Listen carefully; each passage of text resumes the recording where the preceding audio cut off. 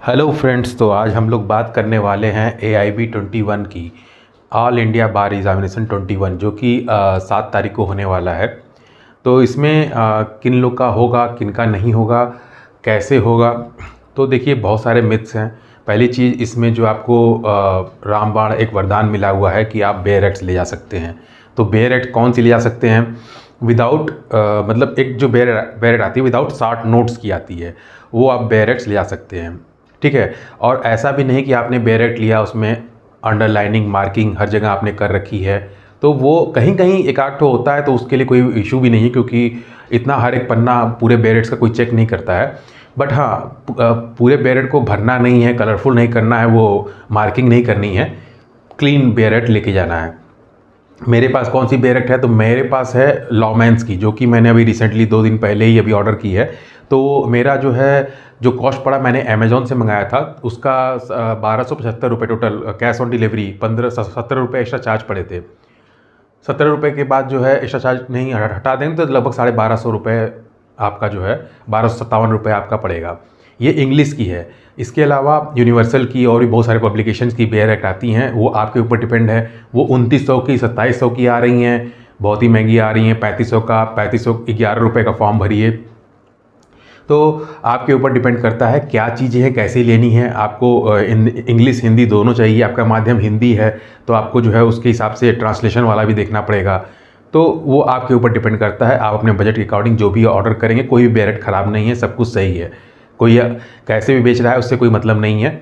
आपके बजट और आपकी समझ के हिसाब से आपको इंग्लिश हिंदी दोनों चाहिए, तो आपको जो है आप यूनिवर्सल सबसे बढ़िया पब्लिकेशन है, उससे आप ले सकते हैं। या और भी कहीं से भी, लिंकिंग लॉ के भी पब्लिकेशन है, वो भी बहुत बढ़िया चैनल है, यूट्यूब पे आप देख सकते हैं। उनका भी जो है अच्छे खासे जो है ट्विटर है, वो उनका भी आता है बेयर एक्ट, वो भी आप ले सकते हैं। सारे बेयर एक्ट सही हैं, सब में वही चीज़ मेंशन है, कोई अलग चीज़ मेंशन नहीं है। हाँ, लैंग्वेज की बैरियर थोड़ी आ सकती है।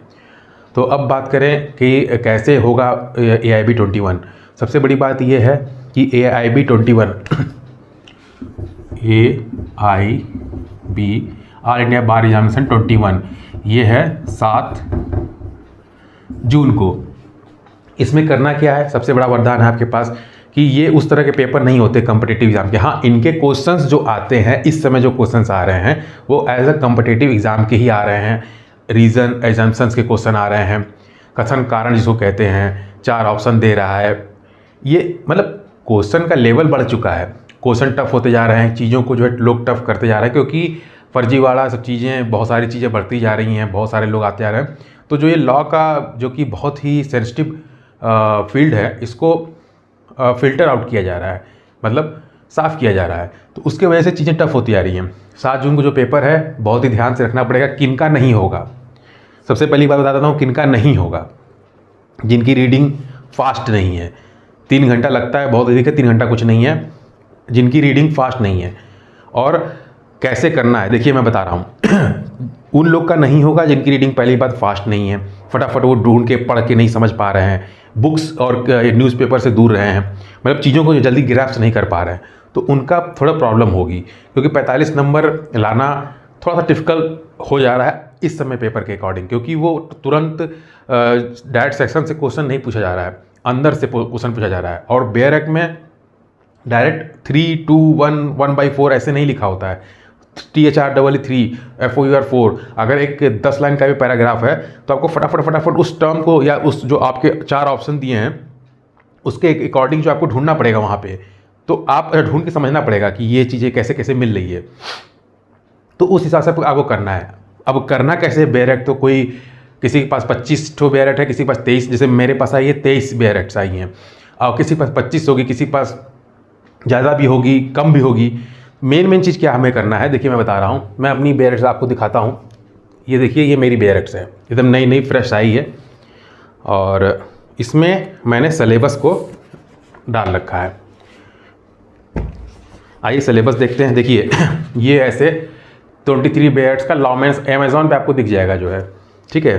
अब इसको खोलते हैं। सबसे ऊपर कौन सी रखनी है? लोग कई तरह का बताते हैं कि आप मार्किंग पेंसिल से मार्किंग कर दीजिए, ये कर दीजिए, वो कर दीजिए, आपके ऊपर है, करिए चाहिए जो भी चीज़ें मतलब अप्लाई करिए। अभी 7 दिन का समय है, 6 दिन का, 7 दिन का, नेक्स्ट 7 दिन का समय है।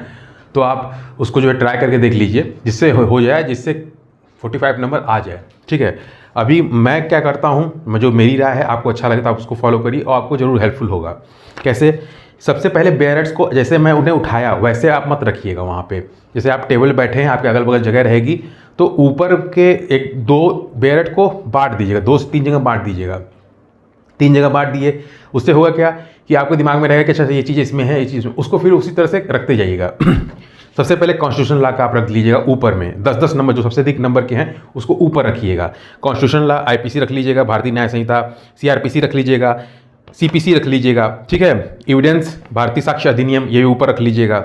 उसके बाद फैमिली लॉ, जितने ये सब हैं इनको ऊपर रखिए, क्योंकि बार बार नीचे से आप ढूंढेंगे ये पतली वो मोटी, नहीं, पहले इनको ऊपर रखिए।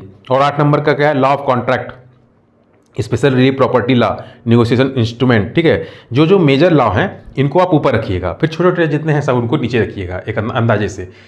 तो माइनर लॉस को आप अलग रखिए, इनको ऊपर रखिए। ऊपर में भी 3 जगह है तो 3 जगह दिखे जो है, तो ताकि जो 40 नंबर 50 नंबर है ये ईजिली आपको दिखे फटाफट।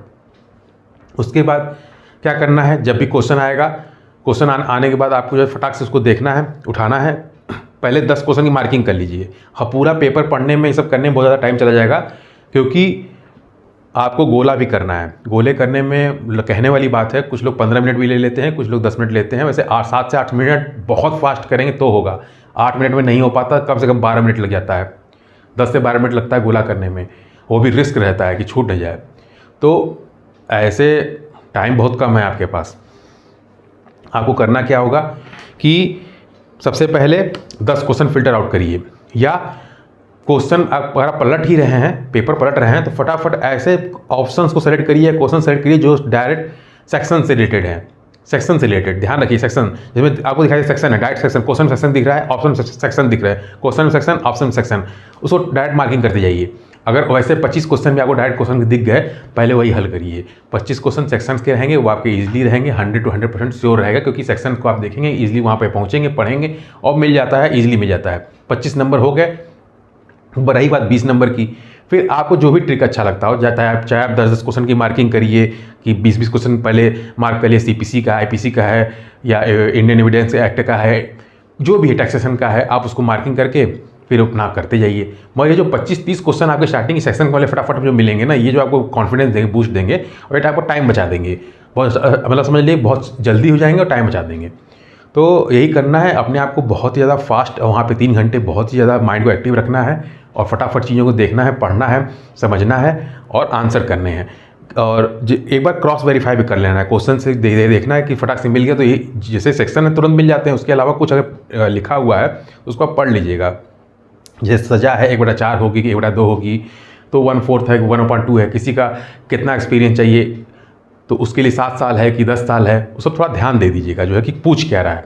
बस इतना आप करेंगे, इजीली हो जाएगा। क्वालिफाइंग नेचर है, 45 नंबर लाना कोई बड़ी बात नहीं है। जो नहीं पढ़ते हैं, बुक से वास्ता उनका नहीं रहा है, या इधर बीच बहुत समय पहले कोई पढ़ाई की है, एग्ज़ाम नहीं दिए हैं, उनके लिए दिक्कत होगा। जो नए नए अभी पढ़ के निकले हैं, बहुत चीज़ें उनके दिमाग में चलती रहती है, क्योंकि रिसेंटली पढ़ा रहता है। मेहनत से जो पढ़े हैं लड़के जो है, LLB अभी रिसेंटली पास आउट हैं, 1-2 साल, उनके दिमाग में बहुत चीज़ें रहती हैं और चीज़ों से जुड़े हैं, तो ईजिली हो जाता है। कोई इसमें दिक्कत की बात नहीं है, बहुत ज़्यादा परेशान होने की बात नहीं है, बहुत ज़्यादा पैसे अनवन खर्च करने की जरूरत भी नहीं है। आप PYQ ले लीजिए, उसी को जो है एकदम टाइम देके 3 घंटे में सॉल्व करिए, हो जाएगा easily. Thank you very much.